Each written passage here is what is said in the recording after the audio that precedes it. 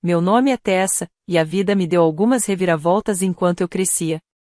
A gente era uma família comum, meu pai, minha mãe e meus irmãos mais novos, Carol e Michael.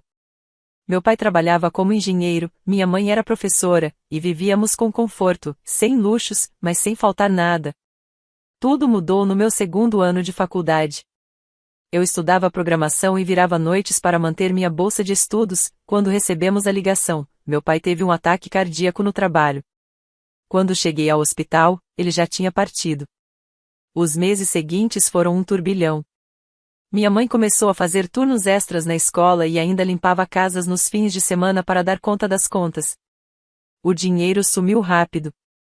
Eu via o quanto ela chegava em casa exausta toda noite, e sabia que precisava ajudar. Eu era a irmã mais velha, afinal.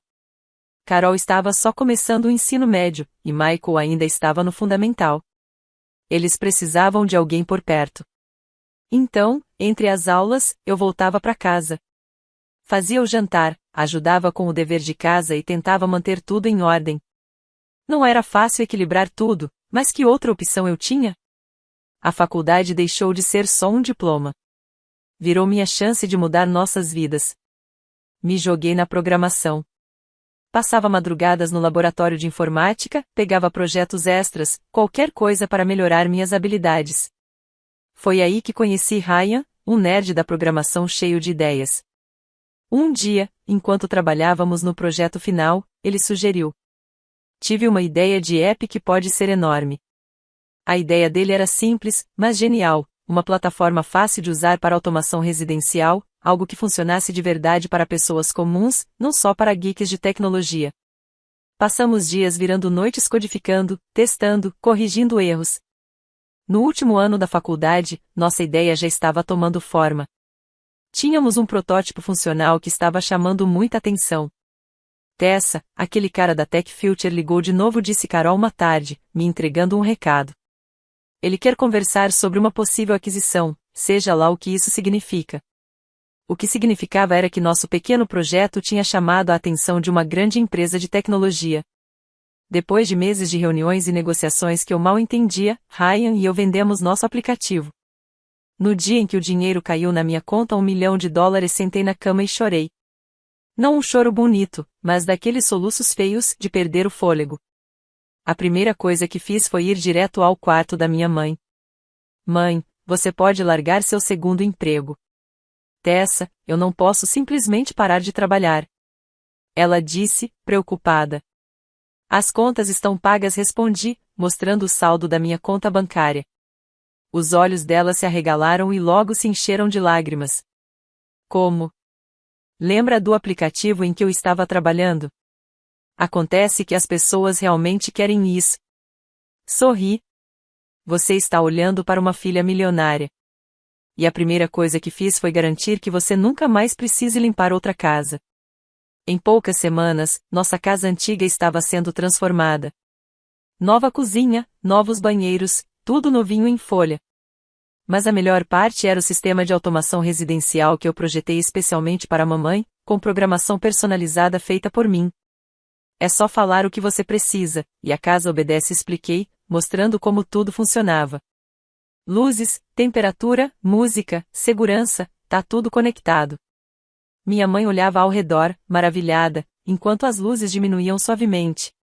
A música começou a tocar e a cafeteira ligou com apenas algumas palavras. Isso é mágica. Minha mãe sussurrou, maravilhada. É tecnologia, corrigi, sorrindo. E eu estou pagando por tudo. Internet, manutenção, você só precisa aproveitar. Pela primeira vez desde que meu pai morreu, minha mãe parecia realmente relaxada.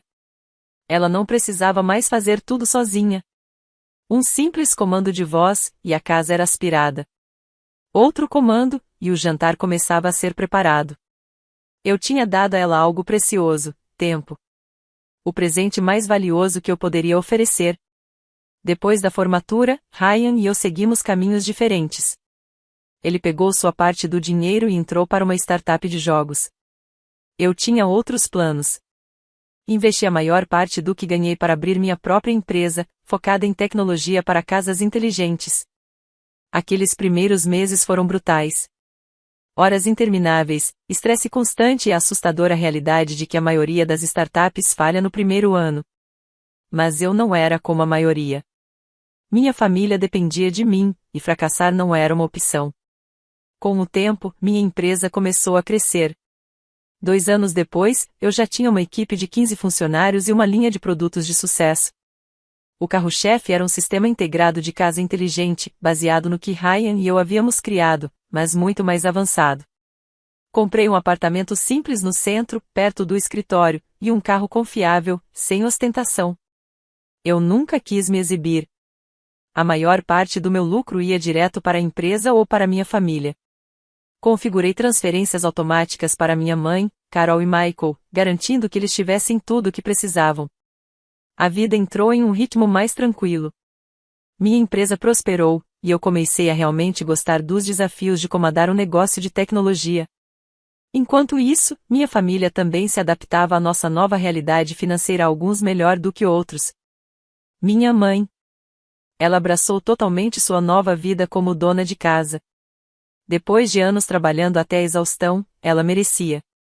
Eu passava na casa da minha mãe toda semana, ou quase isso.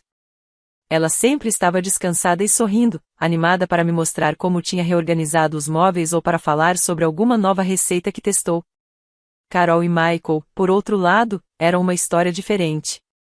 Depois do ensino médio, os dois tentaram a faculdade, mas sem muita vontade. Em menos de um ano, desistiram.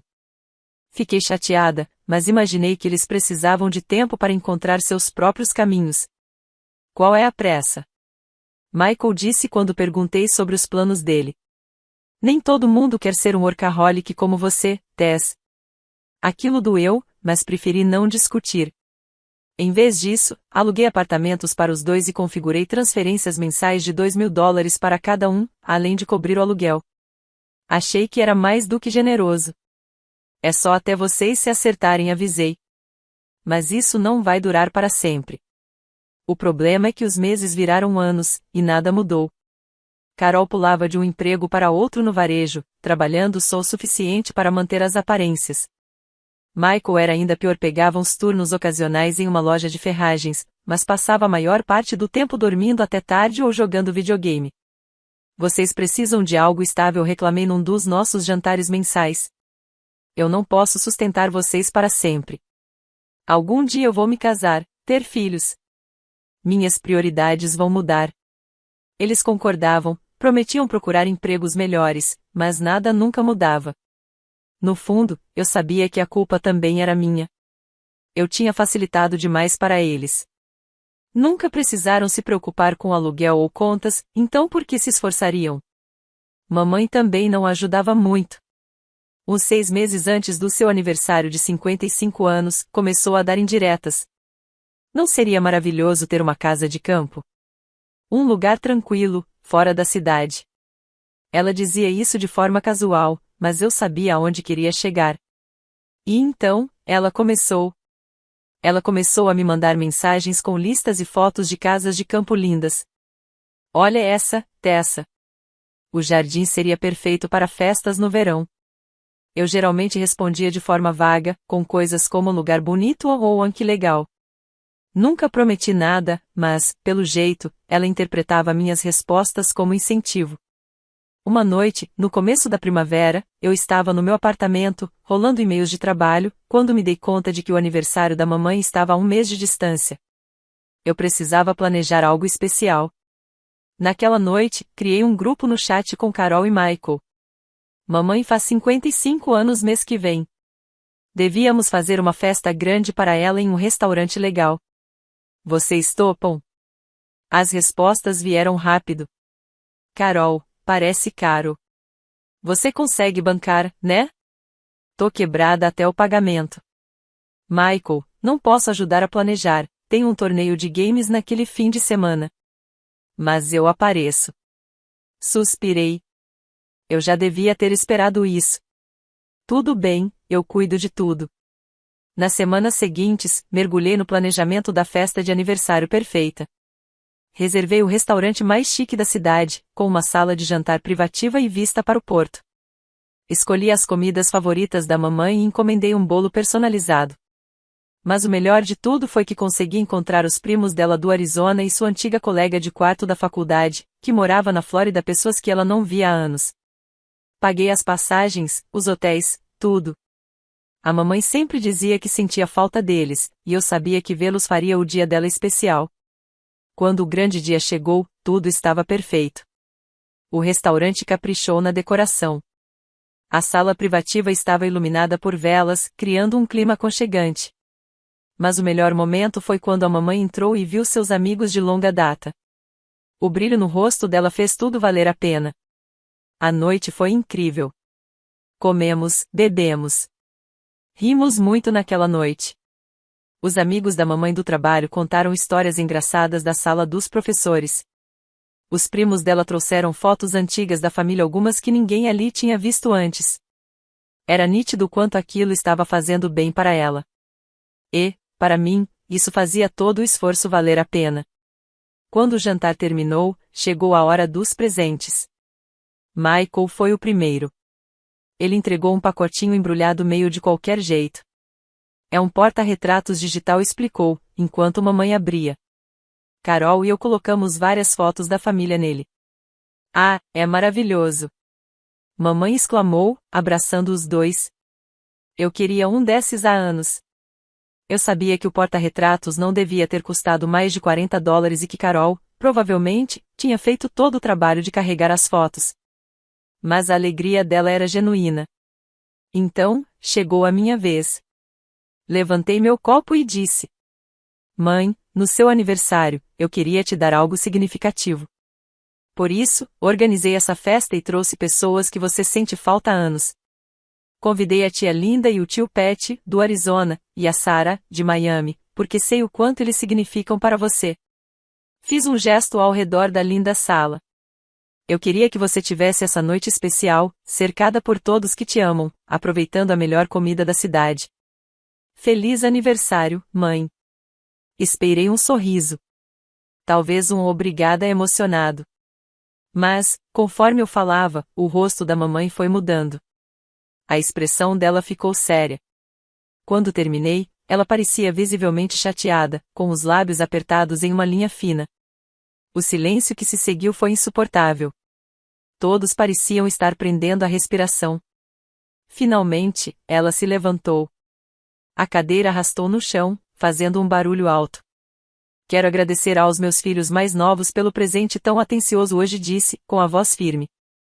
Mas estou muito decepcionada que minha filha mais velha achou que não precisava me dar nada no meu dia especial. A sala ficou em silêncio. Os convidados trocaram olhares confusos e eu comecei a ouvir sussurros ao redor da mesa. Mas, eu organizei toda essa festa, falei, ainda em choque. Eu trouxe seus parentes de longe, reservei este restaurante. Tudo isso é meu presente para você. Mamãe soltou uma risada debochada. Qualquer um pode pagar um jantar, Tessa. Isso não é um presente de verdade. O que eu esperava era a casa de campo que venho insinuando há meses. Meu coração parou. Eu disse a todo mundo que você ia me dar hoje. Olhei para ela, sem conseguir acreditar no que estava ouvindo. Os sussurros ao redor da mesa ficaram mais altos. Eu nunca prometi uma casa para você, tentei dizer, mantendo a calma. Eu decido quais presentes eu dou, não você. Mamãe apertou os olhos, cheia de raiva. Você é egoísta e gananciosa. Sibilou. Meus amigos todos sabiam que eu ia ganhar uma casa hoje. Você me humilhou na frente de todo mundo. Respirei fundo, sentindo um nó no peito. Meu dinheiro está investido no meu negócio, tentei explicar.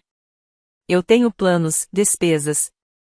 Antes que eu terminasse, ela pegou o guardanapo e jogou em mim. Você é insensível e burra. Eu não quero você na minha festa. Você estragou tudo. Sai daqui. O silêncio tomou conta da sala. Olhei ao redor, buscando alguma reação. Mas os convidados pareciam congelados. Carol e Michael estavam sentados, sem dizer uma palavra em minha defesa. Senti um aperto na garganta. Certo. Foi tudo que consegui dizer. Peguei minha bolsa e saí. Minhas pernas tremiam tanto que mal consegui ficar de pé do lado de fora. Tentei abrir o carro, mas minhas mãos estavam trêmulas demais para encaixar a chave na fechadura. No fim, chamei um táxi e desmoronei no banco de trás, dando meu endereço ao motorista antes de cair no choro. Quando cheguei em casa, naquela noite, desliguei meu telefone.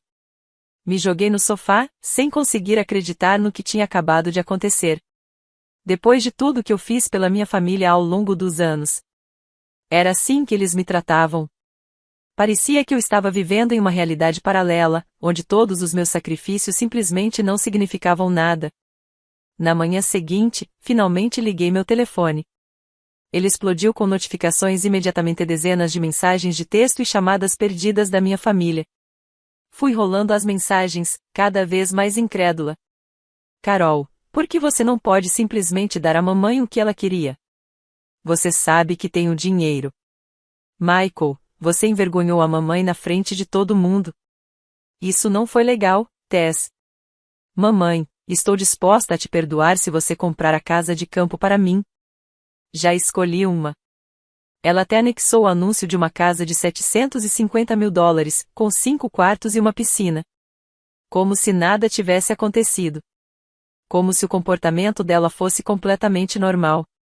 Como se eu devesse simplesmente entregar 3 quartos de $1 milhão para resolver tudo. A raiva subiu tão rápido que joguei meu telefone do outro lado da sala, quase acertando a janela. Eles estão falando sério? Gritei, sozinha no apartamento. Nos dias seguintes, segui no automático no trabalho, sem conseguir me concentrar direito. Até que, uma noite, sentei na minha mesa no escritório vazio e comecei a listar tudo o que eu já tinha feito pela minha família desde que meu pai morreu. O valor era absurdo. $2.000 para Carol. $2.000 para Michael. Aluguel pago para os dois. $2.000 para mamãe. Todas as contas da casa dela, internet, manutenção do sistema de casa inteligente. Fora as despesas extras, conserto de carro, contas médicas, até viagens de férias. Quando somei tudo, percebi que estava gastando mais de $10.000 por mês com minha família. E isso sem contar os gastos pontuais, como a festa de aniversário ou a compra do carro. A reforma da casa. Não era de se admirar que meus irmãos nunca tivessem empregos estáveis. Eles não precisavam. Por que trabalhar em tempo integral em uma loja de ferragens quando sua irmã te manda dinheiro todo mês, sem nem questionar? A ficha caiu como um caminhão. Esse tempo todo, eu achava que estava ajudando. Mas, na verdade, eu estava impedindo eles de crescer. Carol já tinha 27 anos. Michael, 25. Eles deveriam ter carreiras, ambições, planos. Mas, em vez disso, ficavam em empregos de meio período só para ter algo para fazer, sabendo que a irmã mais velha sempre estaria ali para salvar o dia. E mamãe? Ela tinha passado de grata pela minha ajuda para simplesmente esperar por ela. E, agora, exigir. O sistema de casa inteligente, que antes parecia um presente incrível, agora era apenas mais uma coisa a qual ela achava que tinha direito. E, aparentemente, uma casa de campo também. Tomei minha decisão naquele momento. Abri meu e-mail e escrevi para minha mãe. Pensei no que aconteceu no seu aniversário. Não vou comprar uma casa de campo para você. Nem agora, nem nunca. Esse assunto está encerrado. Além disso, estou cortando qualquer apoio financeiro, a partir de hoje. Você está por conta própria. Antes que pudesse me fazer mudar de ideia, cliquei em enviar. Depois, liguei para a operadora de internet e cancelei o serviço da casa da mamãe. Sem internet, o sistema de casa inteligente pararia de funcionar. Tudo que eu configurei, as persianas automáticas, os aparelhos ativados por voz, o sistema de segurança, nada funcionaria sem conexão com os servidores da minha empresa. Em seguida, cancelei todas as transferências automáticas para as contas da minha família. A cada ligação que eu fazia, sentia um peso saindo dos meus ombros. Por fim, entrei no portal de pagamentos e me removi das contas de água, luz e gás da casa da mamãe. A reação foi imediata. E intensa. Meu telefone não parou de tocar por dias. Bloqueei os números deles, mas eles deram um jeito de me achar. Apareceram no meu prédio, exigindo que eu os deixasse entrar. Sinto muito, senhorita Marshall. disse o porteiro. Sua mãe está aqui embaixo de novo. O porteiro do meu prédio me ligou certa manhã. Ela está muito chateada. Respirei fundo. Não deixe ela subir. Hesitei por um segundo antes de acrescentar. Na verdade, vou te enviar um e-mail com fotos de toda a minha família.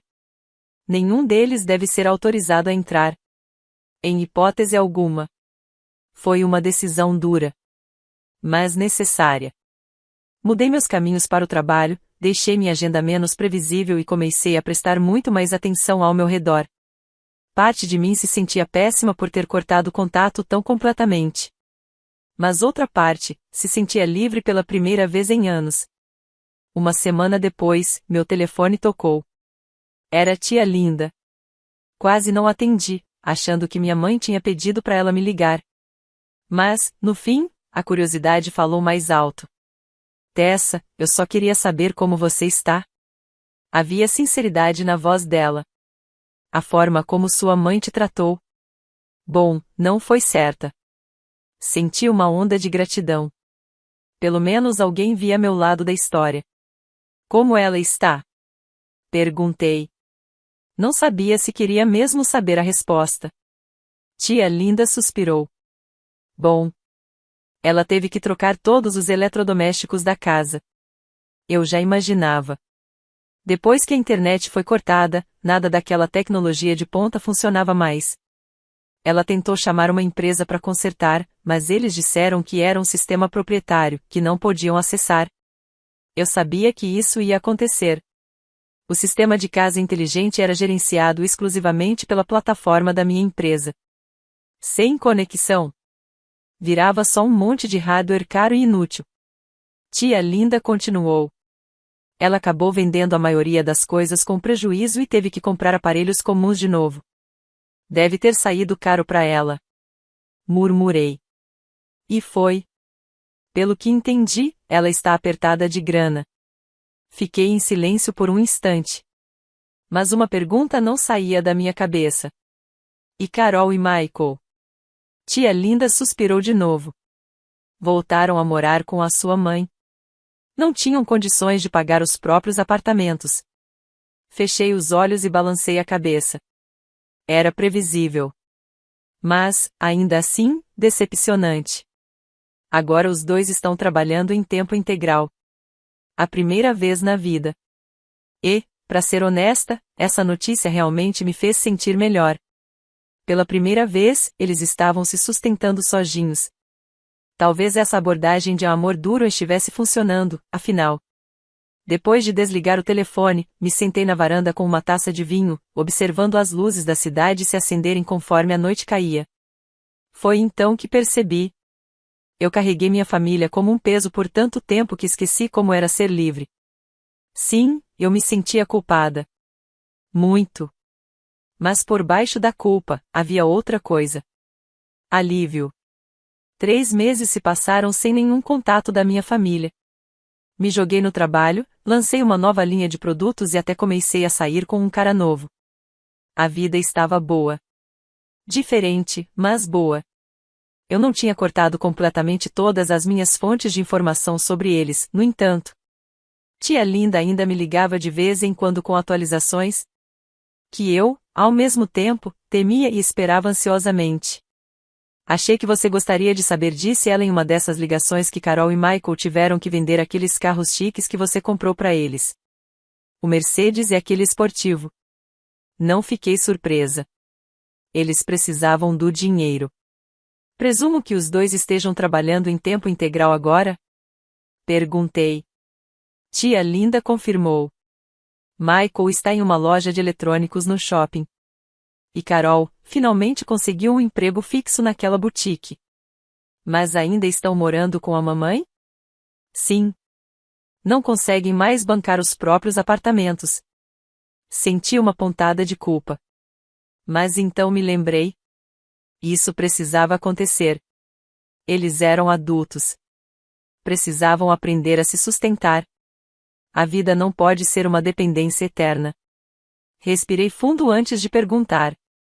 E, a mamãe? Como ela está lidando com tudo isso? O suspiro de tia Linda veio carregado de cansaço. Bom, ela estava falando em te processar. Me sentei reta na cadeira. O quê? Acredite ou não, ela disse algo sobre presentes prometidos e abandono financeiro. Meu sangue gelou. Ela não podia estar falando sério. Mas, pelo jeito, estava. Carol e Michael também? O que mais eu poderia esperar? Felizmente, conseguiram convencê-la a desistir. Disseram que ela nunca ganharia e que seria só um desperdício de dinheiro.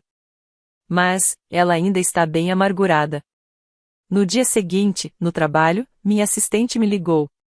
Tem uma mulher chamada Carol insistindo em te ver. Ela disse que é sua irmã. Meu coração disparou. O que ela queria? Ela disse o motivo? Não. Só disse que era urgente. Respirei fundo.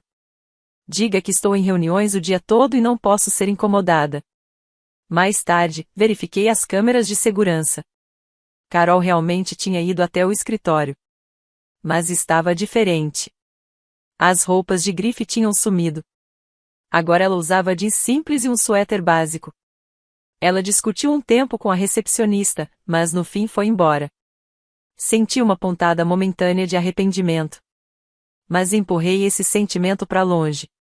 O que quer que ela quisesse, provavelmente dinheiro. E se eu cedesse, só ia me colocar de volta naquele ciclo tóxico. À noite, saí para jantar com Derek, meu namorado. Ele era desenvolvedor de software, nos conhecemos em uma conferência de tecnologia. Brilhante e ambicioso, como eu. Mas com um jeito caloroso que equilibrava minha abordagem às vezes fria da vida. Contei sobre a visita da Carol e sobre o que minha tia tinha me falado da minha família. Quando terminei, ele balançou a cabeça. Uau! Isso é muita coisa para processar. Depois de um momento, perguntou. Você acha que fez a coisa certa cortando o contato completamente? Pensei na resposta com cuidado. Eles nunca me respeitaram, Derek. Me viam como um caixa eletrônico. Não como uma pessoa com sentimentos e limites. Minha mãe jogou um guardanapo em mim num restaurante cheio de gente porque eu não comprei uma casa para ela. Ele arqueou as sobrancelhas. Uma casa? Bom, isso é um pouco extremo. Suspirei. A questão é que às vezes eu sinto pena deles. Especialmente quando ouço que estão passando dificuldades. Mas aí lembro como me trataram. O quão arrogantes tinham se tornado. E sei que fiz a coisa certa. Derek pegou minha mão por cima da mesa. Derek pegou minha mão por cima da mesa. Por tudo que vale, eu acho que você fez a coisa certa. Às vezes, as decisões mais difíceis são as que precisam ser tomadas. Nas semanas seguintes, joguei toda a minha energia no trabalho. Eu estava desenvolvendo uma nova aplicação comercial da minha tecnologia de casa inteligente. Algo que poderia revolucionar escritórios e lojas. O projeto me consumiu de um jeito bom. Além disso, passei mais tempo com Derek. O apoio e a compreensão dele significavam mais para mim do que eu conseguia expressar. Ele cresceu numa família muito fechada e, às vezes, achava difícil entender minha decisão de cortar contato com os meus. Mas ele nunca me julgou por isso. No mês seguinte, recebi mais mensagens da Carol e até do Michael. Mas apaguei todas sem ler. O que eles queriam? Perdão? Reconciliação? Dinheiro? Eu não estava pronta. Talvez nunca ficasse. Tia Linda me contou que minha mãe arrumou um emprego de meio período como recepcionista. Era o primeiro trabalho de verdade dela em anos. Mas, segundo Linda, ela só sabia reclamar. Ela vive dizendo que já passou da idade para isso. Revirei os olhos. Ela tem só 55 anos. Pois é. Eu sei disso, você sabe disso, mas sua mãe acha que tem o direito de se aposentar cedo com o dinheiro dos outros. Esse comentário cristalizou tudo para mim. O problema sempre foi o senso de direito. Minha família começou a achar que tinha direito ao meu sucesso. Ao meu dinheiro. Ao meu apoio constante. Como se fosse obrigação minha. Mas eles nunca fizeram nada para merecer isso. E, ainda assim, esperavam. Quando cortei o dinheiro, não era só sobre finanças. Eu desafiei a crença deles de que mereciam ser sustentados simplesmente porque éramos família. 6 meses depois do desastre da festa de aniversário, vi Michael em uma cafeteria perto do meu trabalho. Quase não o reconheci. Ele tinha cortado o cabelo e usava um uniforme de loja com um crachá. Nossos olhos se encontraram. Por um instante, ficou aquele clima estranho, como se nenhum de nós soubesse o que fazer. Depois de alguns segundos, ele deu um aceno discreto e virou de costas. Saí sem dizer nada. O que eu poderia dizer? Sinto muito que sua vida confortável acabou. Sinto muito que agora você tenha que trabalhar em tempo integral, como qualquer adulto. Seria falso. Naquela noite, peguei algumas fotos antigas da nossa família. Antes do meu pai morrer. Antes do dinheiro mudar tudo. Parecíamos felizes. Normais. Me perguntei se um dia voltaríamos a ser aquela família. Provavelmente não. Muita coisa aconteceu. Muitas palavras duras foram ditas. Mas, estranhamente, eu estava em paz com isso. Eu tinha construído uma vida boa. Uma empresa de sucesso. Um relacionamento saudável. Amigos de verdade, que me valorizavam pelo que eu sou, e não pelo que eu podia dar. E, acima de tudo, pela primeira vez em anos, eu me sentia livre. Livre de obrigações. Livre da culpa. Livre do peso de sustentar 3 adultos que já deveriam estar se sustentando sozinhos.